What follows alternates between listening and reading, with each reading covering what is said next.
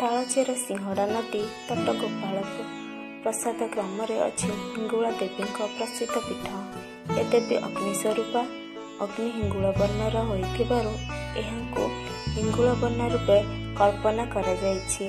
ସେହି ଅନୁସାରେ ନାମ ହେଉଛି ହିଙ୍ଗୁଳା, ହିଙ୍ଗୁଳେଇ ବା ହିଙ୍ଗୁଳଖି। ଆଦିକବି ସାରଳା ଦାସଙ୍କ ମହାଭାରତର ଶୋଭା ପର୍ବ ପରେ ଏହାକୁ ମହାହିଙ୍ଗୁଳା କୁହାଯାଇଛି। ବର୍ଣ୍ଣନା ଅଛି ନିର୍ଧୂମ ଅଗ୍ନି ଜାଣିତେ ଯେ ବିକାଶୀ ମହାହିଙ୍ଗୁଳା ସୂର୍ଯ୍ୟ ଯେ ବିଜୟୀ ପୂର୍ଣ୍ଣମାସୀ। ସାରଳା ମହାଭାରତର ଅନ୍ୟାନ୍ୟ ପର୍ବରେ ମଧ୍ୟ ଦେବୀଙ୍କ ସମ୍ପର୍କରେ ବର୍ଣ୍ଣନା କରାଯାଇ ତାହାଙ୍କୁ ଲୋହିତ ବର୍ଣ୍ଣକାୟ ମଙ୍ଗଳା ରୂପୀ ପିଙ୍ଗଳ ରୂପା କୁହାଯାଇଛି। ଅନ୍ୟ ଦୁଇ ଦେବୀ କୁଟେଇଶୁଣୀ ଓ କରଡ଼େଇଙ୍କ ସହ ଏ ପୂଜା ପାଆନ୍ତି। ଲୋକ ବିଶ୍ୱାସରେ ଏ ଦୁହେଁ ହିଙ୍ଗୁଳାଙ୍କର ଦୁଇ ଭଉଣୀ। ଚୈତ୍ର ଶୁକ୍ଳ ଚତୁର୍ଦ୍ଦଶୀରେ ତାଳଚେରରେ ଅନୁଷ୍ଠିତ ହୁଏ ହିଙ୍ଗୁଳା ଯାତ୍ରା। ଓଡ଼ିଶାର ଏହି ପ୍ରସିଦ୍ଧ ଦେବୀପୀଠର ଆଖ୍ୟାନରେ ପୁରାଣ ଓ କିମ୍ବଦନ୍ତୀ ମିଶି ଯାଇଛି।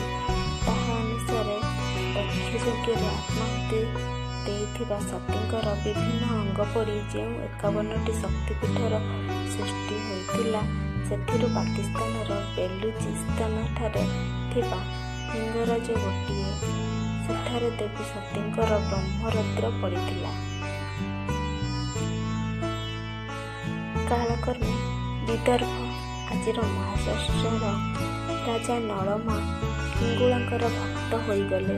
ପୁରୀ ଶ୍ରୀମନ୍ଦିରରେ ଯେତେବେଳେ ମହାପ୍ରସାଦ ନୈବେଦ୍ୟର ବ୍ୟବସ୍ଥା ହେଲା, ସେତେବେଳେ ପ୍ରଭୁଙ୍କ ସ୍ୱପ୍ନାଦେଶ ପାଇ ରାଜା ବିଦର୍ଭ ଗଲେ ଏବଂ ନଳଙ୍କୁ ଭେଟି ହିଙ୍ଗୁଳାଙ୍କୁ ପୁରୀ ନେବାକୁ ଅନୁରୋଧ କଲେ।